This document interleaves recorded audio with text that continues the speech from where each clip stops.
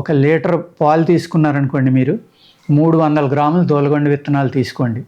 అందులో పాలు బాగా చిక్కగా అయిపోయే వరకు ఉడకబెట్టేయండి. ఆ విత్తనం పైన ఉన్న ఏదైతే కవర్ ఉందో అది తీసేయండి. అప్పుడు ఆ విత్తనం లోపల ఉన్న పప్పు, ఈ మిగిలిన చిక్కబడిన పాలు రెండూ కలిపి మీరు బాగా నూరండి. బాగా మెత్తగా నూరాలన్నమాట.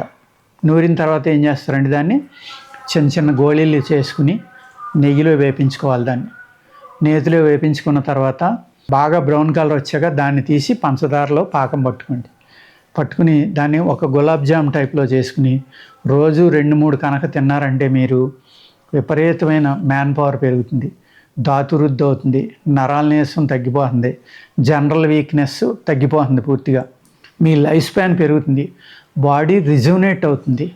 రీబూట్ కింద కూడా ఈ యొక్క నేను చెప్పిన ఫార్ములా చాలా చక్కగా పనిచేస్తుంది అనమాట.